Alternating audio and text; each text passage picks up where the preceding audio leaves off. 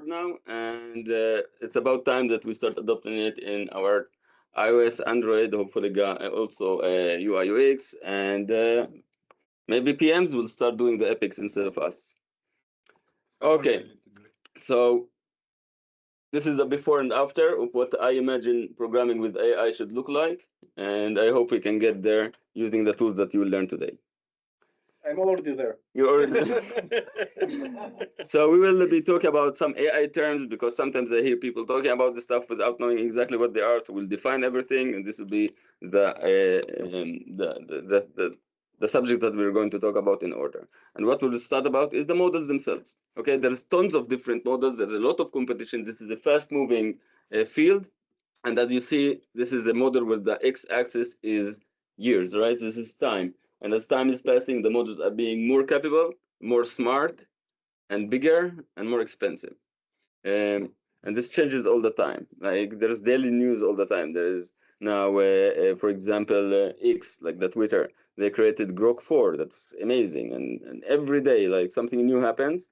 So everything that I'm talking about now and we'll talk about today is relevant to today. Everything can change. It's still, we are basically in the very beginning of an AI race, and a lot of companies are competing here. So this is the current picture for today. Yeah. So we have ChatGPT, which like was one of the first companies that made AI and the chatting, the LLMs, basically very popular. Gemini from Google and Anthropic creating Claude. We'll be focusing most on Gemini and Claude in the example series, and mostly on Claude. Claude is currently like kind of the go-to product for AI in terms of development. They're kind of winning the developer hearts in this world.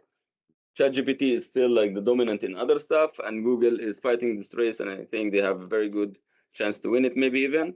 But there's a lot of different players that's coming up, like X with Twitter, and a lot of other companies like Amazon that's getting into the picture. We have a lot of other stuff, but we will be talking about this three specifically because they have the CLI tools, which is the main subject of this talk. So each model has come kind of like, how would you describe it? Like kind of advantages and disadvantages. Usually each model can be huge or small. Small models can, for example, run on a mobile device. This is what Apple is kind of trying to do.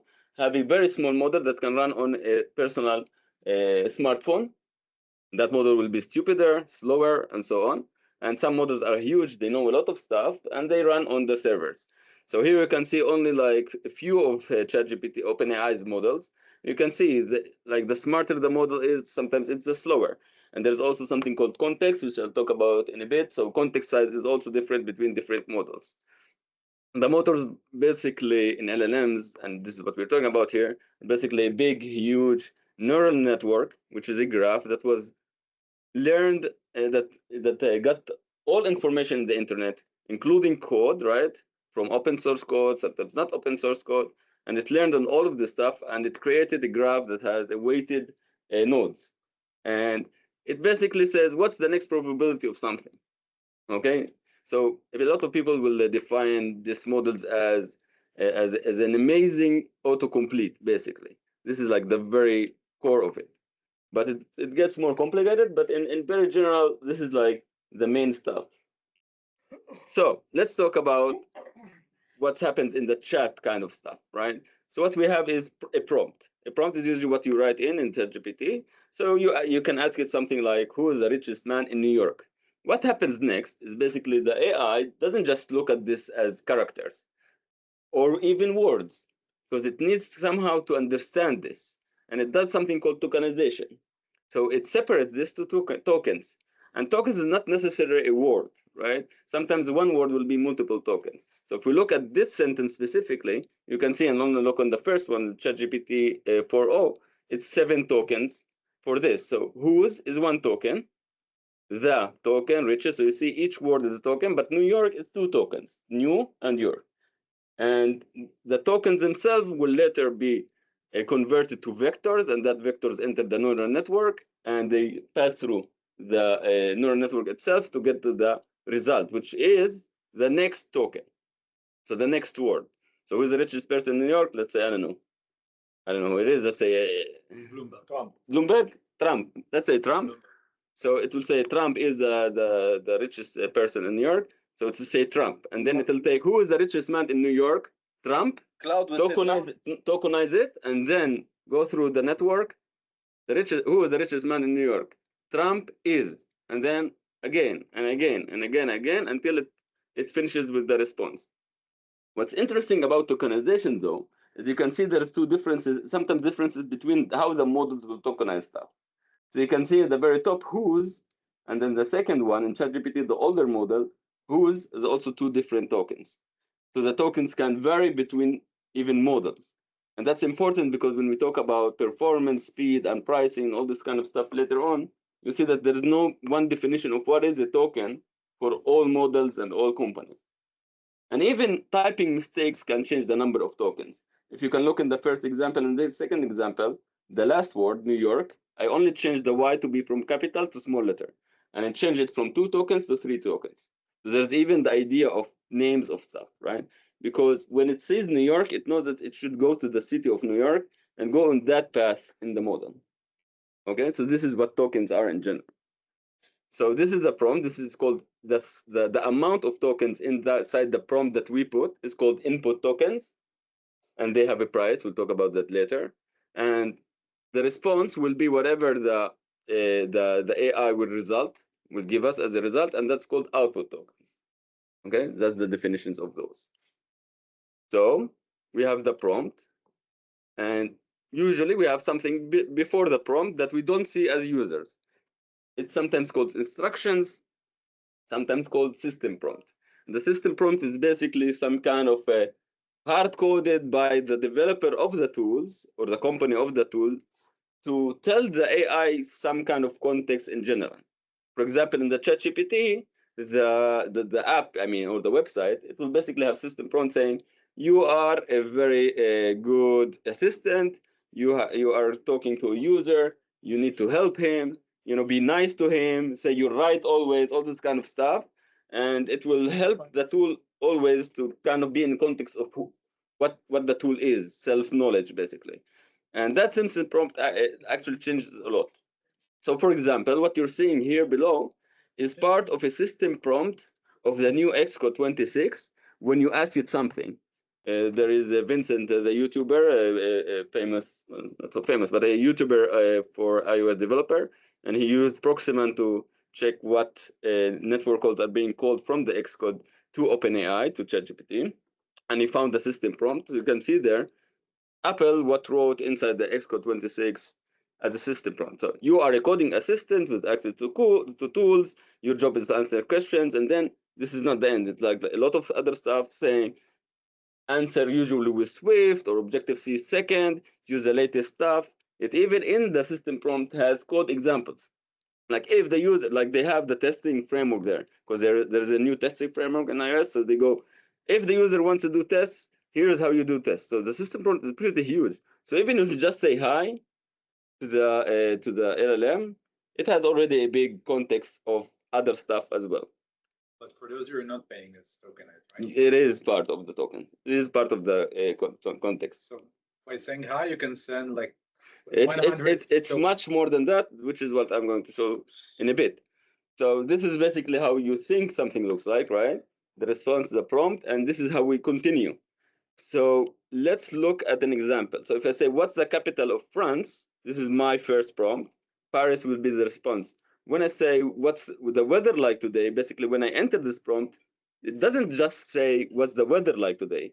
It will have the whole thing again, right? So another word that, or token, to be more correct, is added to that response is the whole thing from the what's capital of France, Paris, and what's the weather like today. Each one will be repeated again and again. And that's why it's a bit of a slow process. That's why usually the companies solved it by doing some kind of animatable text that appears and not just loading and then boom in one place, because sometimes the answer is long and you don't want the user to wait forever.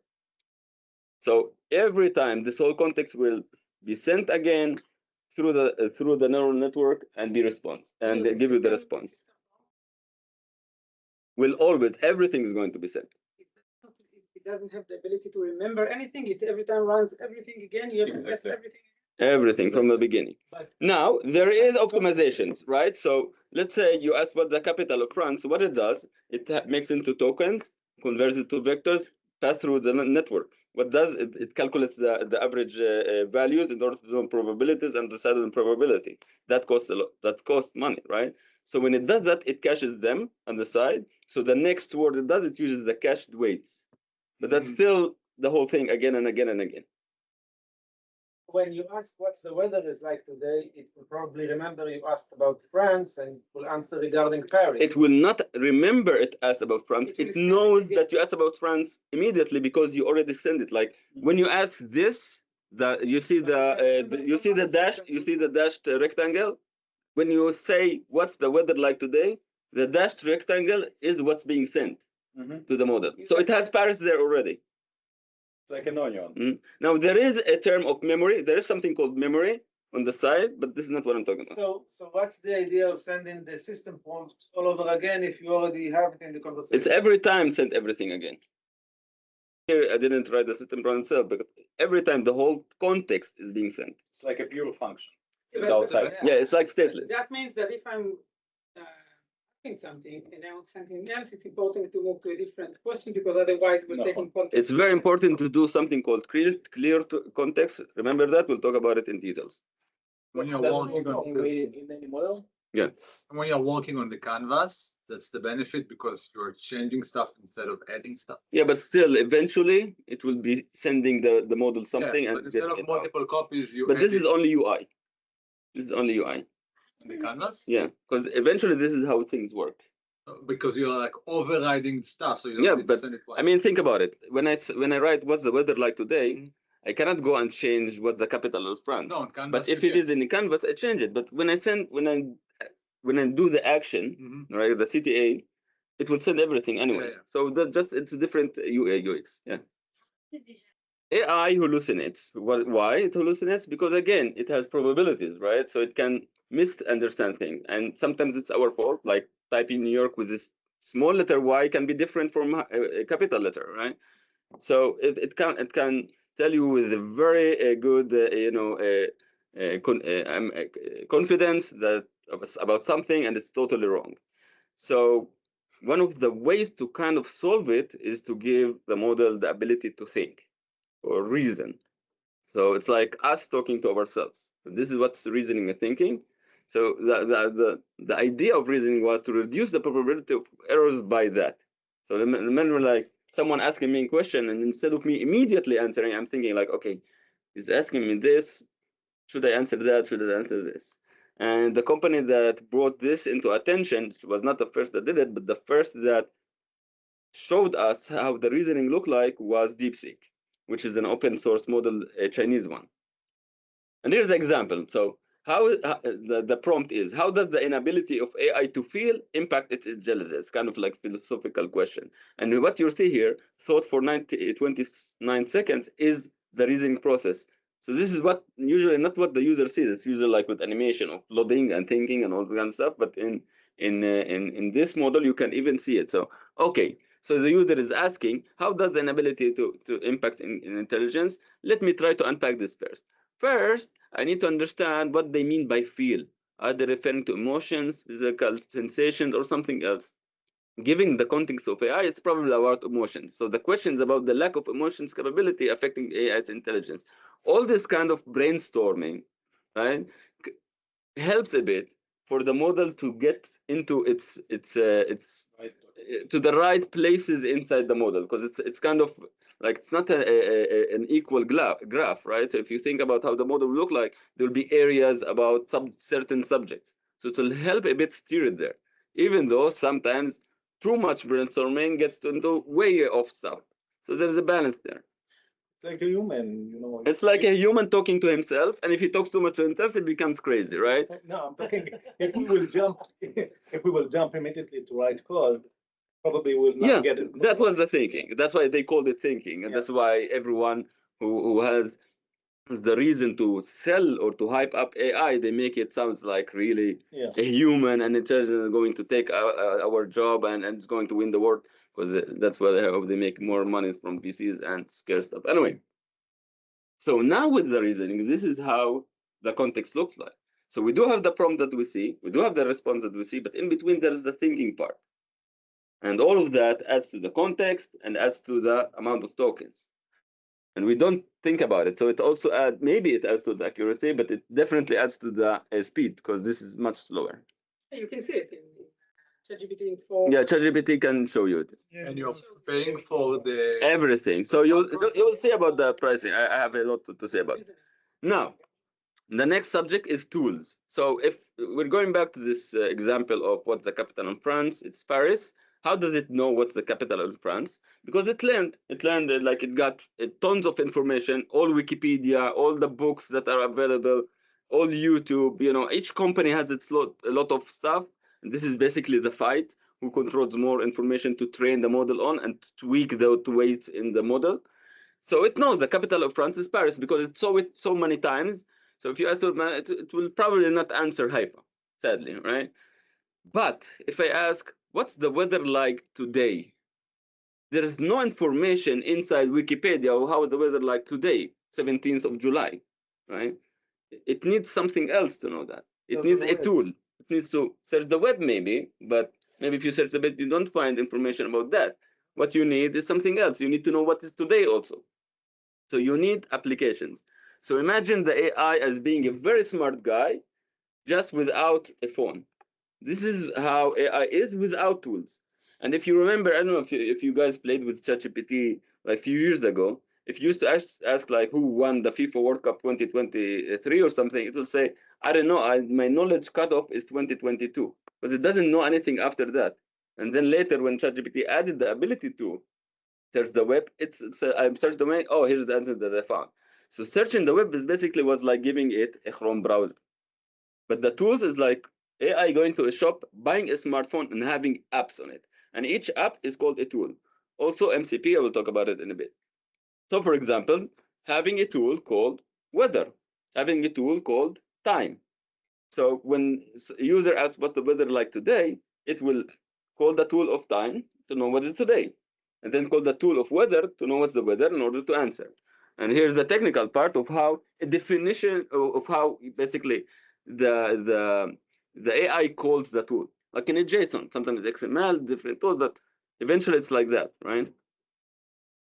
So because defining tool can be in any different way, Anthropic, which is the company parent of Claude, defined something called MCP, the Model Context Protocol, which is basically trying to standardize the way of how this AI to a tool talks, right? And because if they didn't do it and they created a set of tools, then OpenAI can create their own set of tools and they will not be compatible. And suddenly you'll have the same iOS, Android, Windows, Mac kind of stuff, right? So if you have a standard like the web, the same tool can work in any model. It doesn't matter. Because if OpenAI, ChatGPT want to ask about the weather, or Claude wants to ask the weather, or Gemini wants to ask the weather, they should work together. So they define this, and you can see there's a lot of different tools. They have tools for GitHub, tools for Slack, for some tools that are related to us developers. Here are some iOS specific. So Context 7, for example, this is a very famous tool for web development.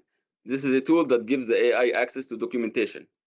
So it will be able to know when it implements something, the API of it, and doesn't have to fetch the API from the knowledge. And that has a very good value, which is a new SDK is the feature, a new version of a certain framework is updated, then the AI will be able to know about it and not just invent something and suddenly you're mixing two kind of languages or two kind of framework calls, like one call from version 1 and the second one from version 2. That should help with that. For us iOS developer, there's two tools that I liked a lot. The first one is called Xcode Build, which is a tool that controls Xcode using the AI. So you can build, you can run the simulator, you can tap the simulator, you can do whatever you want in the simulator. And there's the Apple Doc MCP, which is like Context 7, a tool that gives you the ability to search the AI docs of Apple, of the API docs of Apple.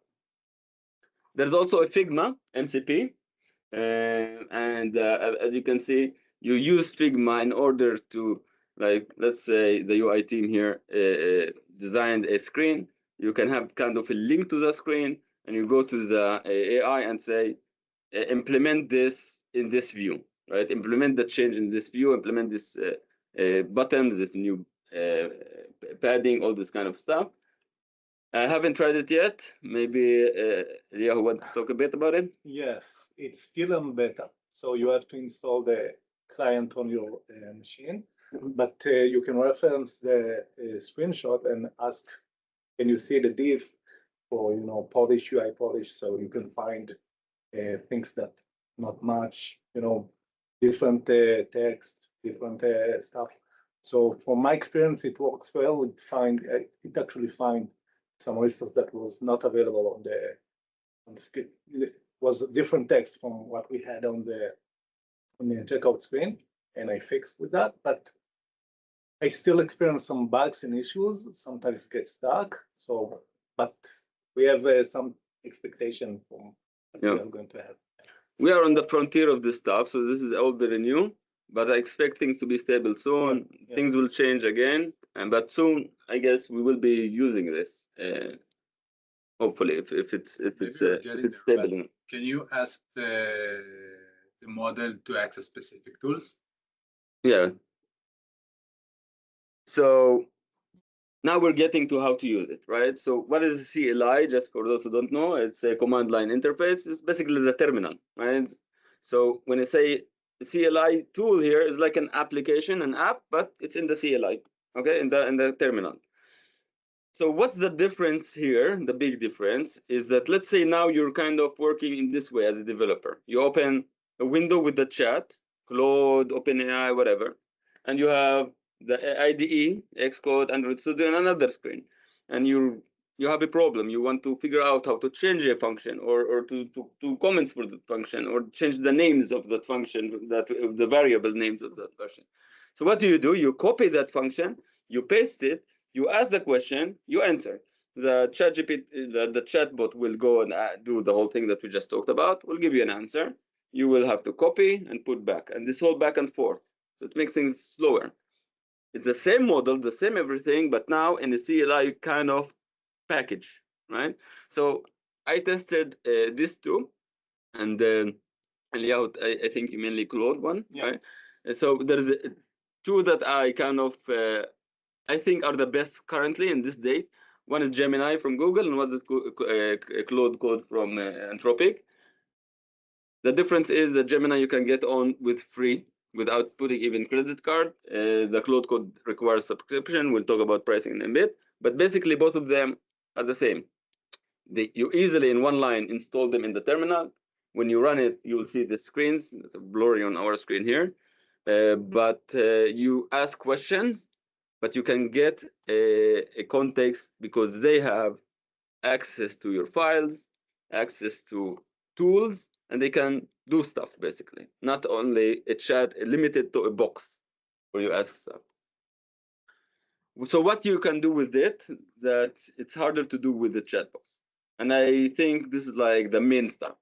So you can discover, for example, you are onboarding to Shutterfly. You're a new developer. Maybe you are a PM and you don't know where is stuff. You can use this chatbot, you use this CLI to understand something. For example, walk me through how the promos in the checkout are being applied.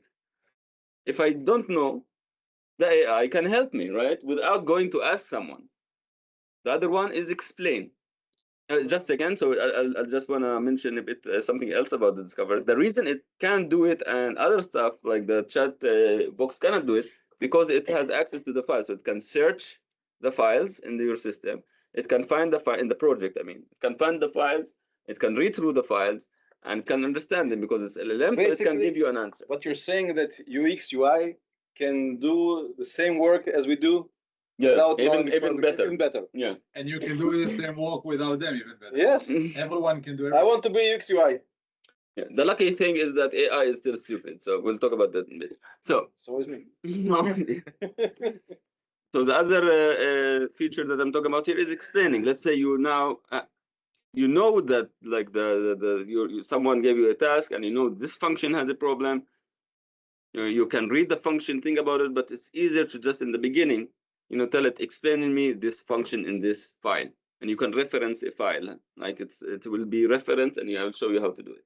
So it can explain the file for you, explain it, and not only that, you can continue the conversation. It can act like a ChatGPT in a browser. You can tell it, oh right, you gave me a good answer, but still, can you please go into details about how this loop actually calculates whatever? The other thing is to document, right? Sometimes we want to do comments, but sometimes we don't want them to be like, we have to maintain them and stuff like that. We want them to be correctly formatted. Documenting in the AI is really easy. And to do it in a chat, you have to copy and paste. This is just takes a second. And mainly the code, of course. For example, breaking a big view to subview, breaking a function to many functions, moving stuff around, extracting logic to a different place. And it can do it if you give it enough context using MVM, TCA. We tested all that. It can know how to do it. It does mistakes, of course. That's why you have kind of two modes, which you can do. The default mode, which is the recommended mode to stay in, is that when you say, like, for example, extract the loop in this function to a separate function and call it, for example, it will start thinking and it will not do it. It will tell you, here are the changes, and I'll show you a diff, and Liah will show you how this will look like in a bit. Here's the diff. You accept this diff. You say yes after you read it. And then it will show you another diff. What's the next function? So it will go through the steps, and each time it does something, it will ask you. And you can say yes. You can say cancel, stop everything. And you can say, no, let me tell you what I want to change. And you can have it as a co-pilot, as a co-developer with you, and try to steer it in the correct place. That's how can improve for whole decision. So that's the second thing. That's called YOLO. You only live once, right? You say, approve everything. Now that's not good on our project. That's good if you want to have fun or some kind of prototype. Yeah, and I do that. I'll show you a demo of it. And by the way, Claude specific have something called plan mode, which he will not touch your code. He will just read it and understand and explain it to you, so you can feel safe to use this tool if you are afraid of having any. But so plan mode is the light mode, basically. Yeah. But I thought we agreed to write a clean code, which is understandable even without comments. Why we need the AI to understand it? You just earned a bonus. What do you mean? I didn't understand the question. Code needs to explain itself. Yeah, the code needs to explain itself. Yeah, so why we need the AI to explain our code? To summarize the explanation. Yeah. And then we need another AI to explain the first explanation, right? Okay. Yeah. Yeah. Okay, and the last thing is tests, right? So if you just ask the AI to write unit tests, that will increase our code coverage and will please the managers. But what we can do actually is not only tell it write UI test, but write UR test. Here is the following expectations in English, and it will translate it. The main point here, don't expect to write it like 3 letters and it will do you the work, right? There is still no free beer here. You still have to work a bit and try to steer it into the correct place and fix some of the bad things that it does. It has advantages, but like the funny thing is there is that point where if you did it without AI, you would have finished and you're still talking to AI. Yes, exactly. So by time of playing with this and you experiencing this and getting a kind of a feeling to how this works, you will be better on this. Okay. So here's an example of the Discover, for example. So this is the promo apply response. This is from our project.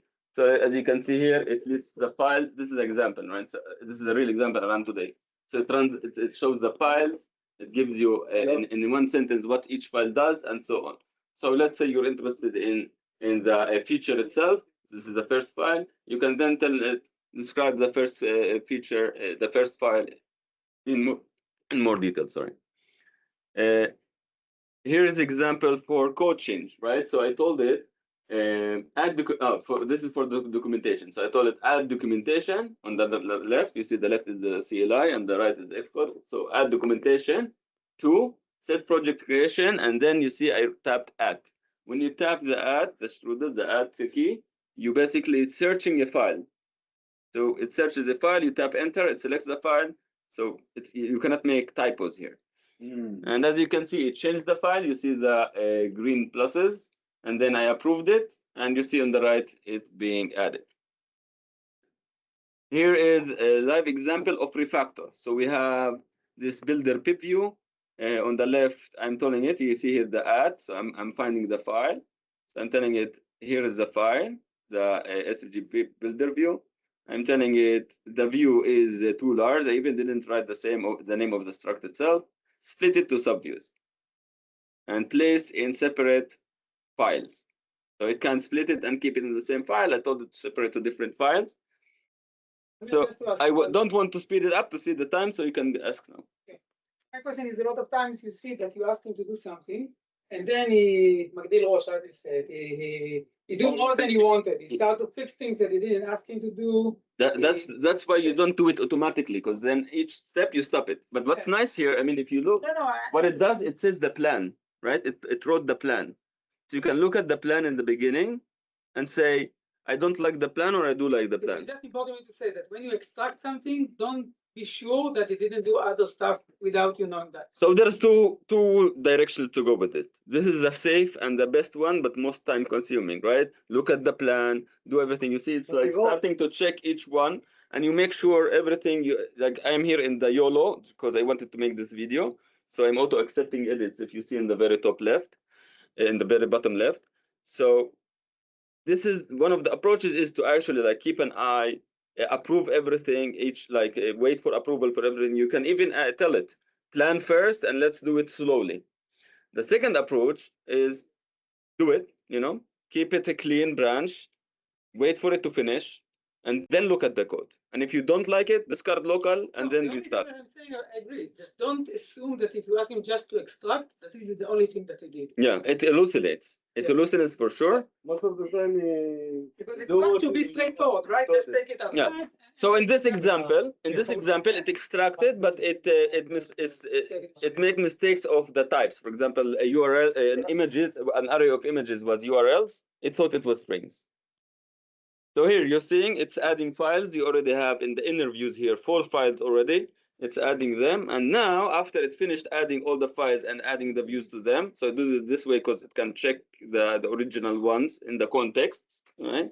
So all of these files are in the context and being sent all the time, and everything is part of the tokens.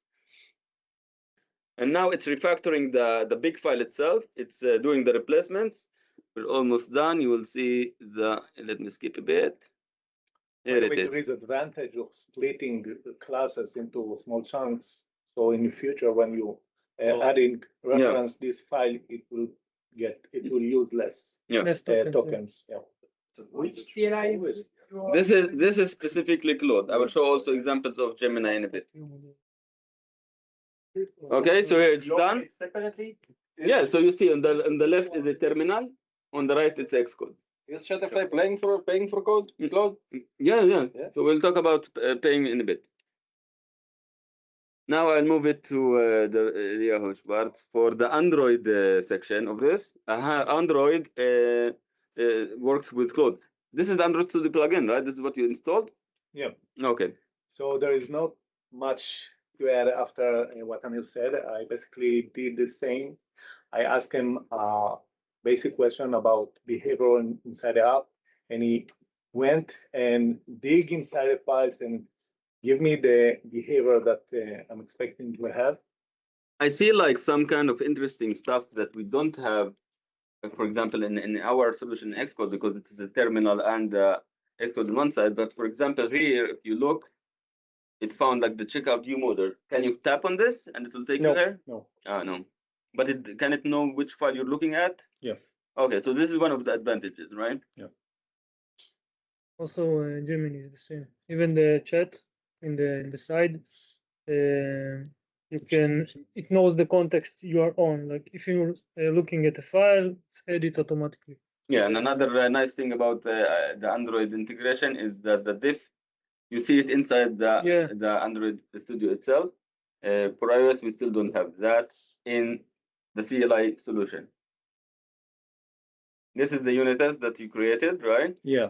And basically, this is not a way to do, because I didn't ask him to cover a specific thing, but I generally ask him, can you write unit test? And sometimes he can cover things that you don't want to cover.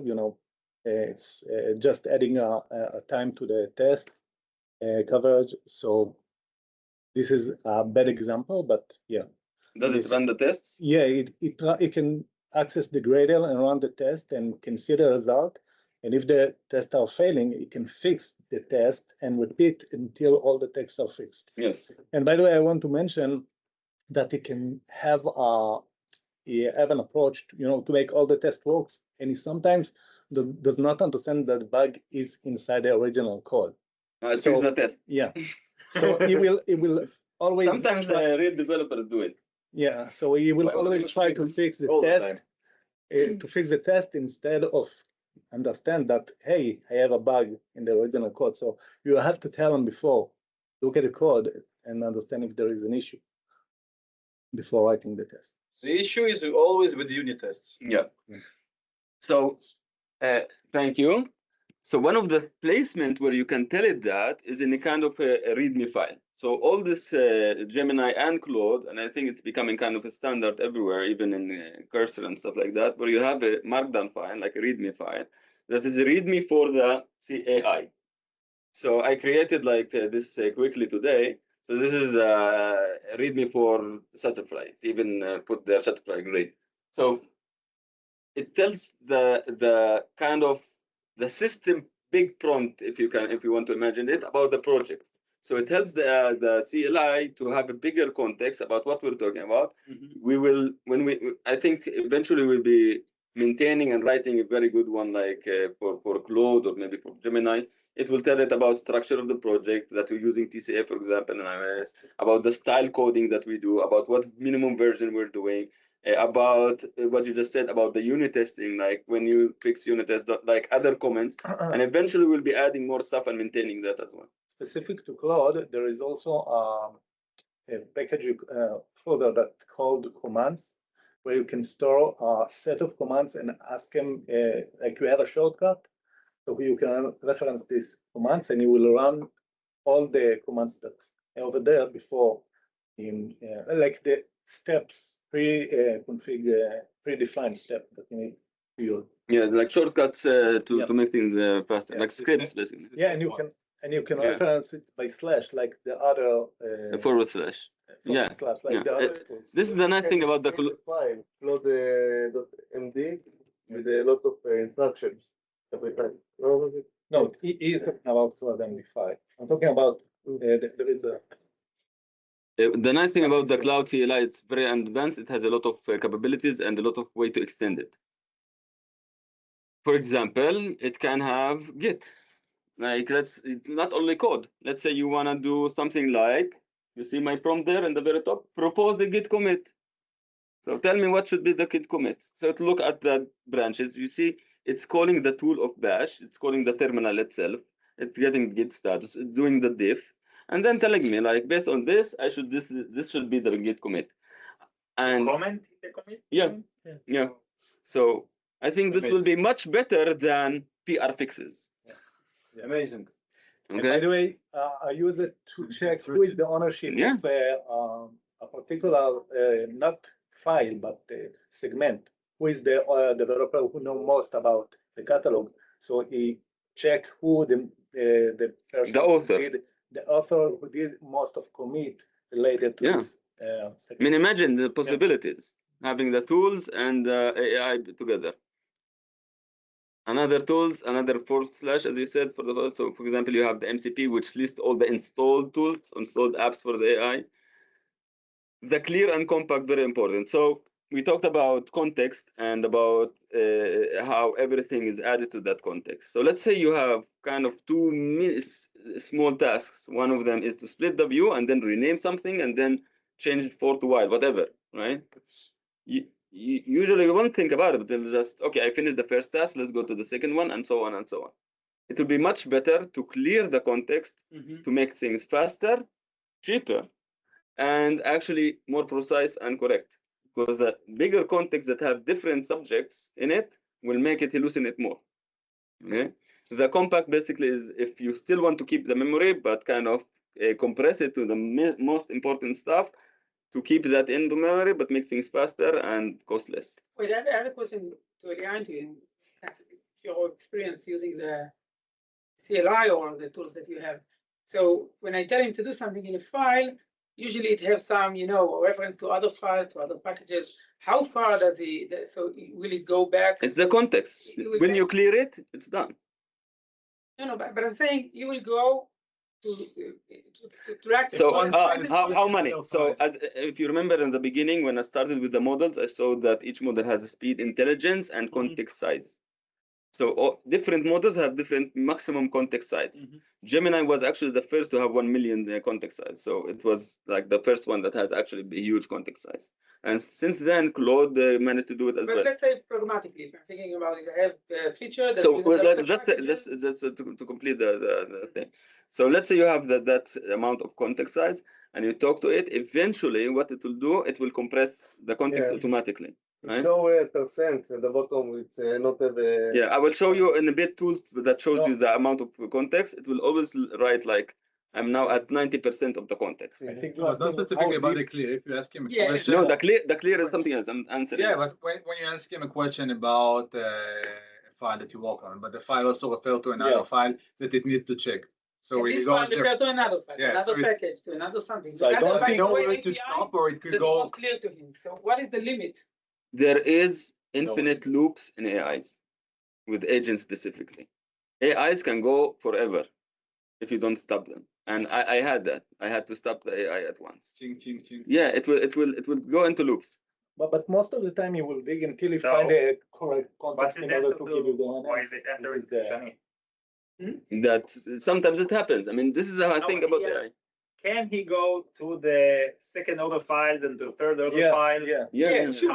How deep can it go? So most And of my the answer time, is It's a rabbit hole. yeah, It could it be can be two. forever, it can be not. no, most of the time you will dig until you find the correct answer. Will It it will say be I enough. don't have the context? It can go as far as it needs. Yes. There is no limit. Yes. And He will say But not the always. pricing is the limit. It hallucinates, The right? context It's the is same AI that you know from Context the is web, not- right? It's the same stupid answers can happen here as well. Just here, we're giving it more So tools. my question is, if I ask it better, usually now I found out that when things get complex, he loses it. He starts to change things that I didn't want him to change. That still happens. So usually it's better just again still, even for that, even for short tasks, things that are not. As if you remember, I started, you do copy paste, now it's much easier. It's your responsibility, to focus it. Can I tell him What to you want to kill change, if it's something, But usually I see that when the component gets complex, You can tell it. it starts But to that's, talk about it. you can. If you will ask about huge components, That's, you will Instead of Yeah. getting So sometimes you need to clear and start from. No, I'm talking about the file itself. Oh yeah, so let's continue. So the next one is hook, which you can tell it like what to do when you start a prompt, in the middle of a prompt, at the end of a prompt. Is an example. For example, after it finishes, do a notification, right? Because sometimes it will take like, let's say 15 minutes, and you can even do a sound or something, play a wave file. Yeah, it can also please run unit test after each code change in order to make sure nothing that's broken. So a real world example now. Also, you have the command of help. Yeah, you can do the help and see it. Okay. I just want to add to what Shani asked before. Even that we have a limit, and it can go very deep. We can ask them if you will answer me quickly, you will not get too deep. You will try to guess much before. Yeah. So I want to give like real world examples of usage. So now we're on iOS, we're deprecating iOS 16 and moving to iOS 17. Usually it's like a tiring task that some developers sit and go through all the deprecated stuff and remove it, and it feels like, like an animal task, right? So I wanted to try the AI. I tried the Gemini AI CLI without paying anything. I wanted to see how far it will go. It took 3 days for the AI to run, and it did it. I will show you how much it cost in the end. And this is the example of a plan that I wanted to show. And here is, I tried vibe coding at night. So I found the best way to do it is to have it drink, watch something, and let it do on the side. So here, for example, I tried Gemini and Claude to write an app that does 3D wall art. And you will see, like, for example, here I asked it to remove the red border that you can see here, for example, right? So here it's saying, okay, I'm looking for the file. It found the file. It removed the border. And now what's doing, it's using the MCP of Xcode. It will rerun it again, and it will take a screenshot and see if the red line disappeared. Oh, wow. And if there was, and you see there, like it did all of this. I don't know how the code looks like. This whole rotation, everything. It builds the reality kit, everything. All what you're seeing here, I don't know how the code looks like. It took about 3 hours of vibe coding. I was watching something else. This is in Gemini, and I did it also in Claude. So this is the Claude version. And what I want to show here is basically I'm asking it to do something and to test it. And you can see there's a text box. It just added a 25 and tapped on the go. So you can see here that it text typing and tap at, and now it's taking a screenshot. So it's looking at the simulator to try to figure out. And when there is compilation error, it will try to fix the error, recompile, try to fix the error, recompile. It even sometimes stopped when it didn't compile. So not perfect. Here's another example of swiping, because it's the 3D, right? I told it it's not swiping. So in here, what you just saw, the swiping of this, I didn't swipe it. It swooped, right? How does It did the swipe. control the Using the MCP, right? As automation tools, UI automation tool. It's the same thing. And so it's taking screenshot and telling me, oh, it rotates, right? So here's the end result of the Claude one. Also another 3 hours, and I don't know how the code looks like. But this is nice for prototypes, of course, not for real projects. I did it to see how much the limits are and to play with it and to get a better feeling about it. So now I guess a question that everyone will have, because we don't have much time, why not using Xcode 26, Cursor, and so on? Xcode 26, who don't know, is a beta version of Xcode. It's coming out in a few months. We'll probably start using it in a half or a year. It has an AI integration directly. And it has advantages over the CLI. So one of the advantages is if you ask a question, it knows which file you're on. Like you have in Android Studio. So it knows which file. You can select a function and tell it describe. You can tell it document. So it's even better than CLI. The problem is that all these tools are not by Claude itself, not by OpenAI itself, which means the only way to use them currently in the competition today of the AI race, the only way to use them is using an API key. Remember that for the pricing. That's in Xcode. So how do we pay for all of this? This is the Claude solution pricing. In free, you can use the Claude website, but you cannot use the Claude code. So the $20, this is 17 if you go yearly. It's $20. This is what I'm paying, and Shutterfly will give you back. If you do that, you just go to the HR, ask for payback, and you get to use Claude code. You can get to a limit. When I did that rotating thing, I got a limit. It tells you at 2 a.m. I will reset the limit. That's when you know you drank too much and you should go to sleep anyway. And the right side is a usage kind of pricing, which is pay as you go. And you can see here, it's input and output, which matters for what I explained in the very beginning. And the difference between two kind of models, the Opus, which is the best one and the smartest, it's expensive. And the Claude is very expensive. And the second one, Sonnet, which is less expensive, which what the $20 use is $3 per million tokens. And tokens can be a word or even a half a word or just one letter, as we saw in the New York, right? So it can cost a lot. Because of reasoning, it can cost a lot. This is the Claude 4. You can see here how much costs some kind of benchmark. And you can see that it's becoming crazy. Like you see Grok 4, the output cost is 12, the input cost is $14, but the reasoning cost, because it does so much reasoning and it does count for the content, it does count for the payment, is $1,600. And in Xcode 26, you can add Claude, but you can add it only as an API key as usage, not as subscription. So you don't know when you will stop paying. It can be hundreds of dollars. And I don't think, who is now, Hillary or Sally? Sorry. She won't like it. So we need to figure out a Can way you of set how the to do limit? that. Ask him, don't pass the limit. Yeah, you can. But then the cheapest way to do it is using subscription. To use subscription, you have to be with a company. That's why it's competition, right? And the way to do it with a company is CLI currently. Even though things are moving, they're buying Cursor, they're buying not as Windsurf. There's a lot of movement there. Maybe in the future will be different. In Cloud, you can in Cloud you can do monitoring. So you can see on the left side there's an app called Cloud Monitor. It will show you the context size that you're using. You'll show you when the reset will happen, how much of your $20 you're using as well. On the right side, it's I'm showing you that you have 50 Gemini Pro messages that you can use, and after that, it immediately tells you you're just using too much. We're going to the Flash, which is the stupider, faster one. You said you ran something for 3 days? So this is the iOS 16 deprecation. Exactly the question in the good time. It ran for 3 days. This is only after like I couldn't continue anymore and I had to restart it. 31 hours, you see. And remember, this is for the free. This is how many input and output tokens and requests it used. You see 400 million output tokens to do this thing. And only this was like half of the work. That cost $130, which I assume the whole thing cost around $250. This, if I did with an API calls, with the Flash. You pay. So it's just no, I did for free because Move to the Flash.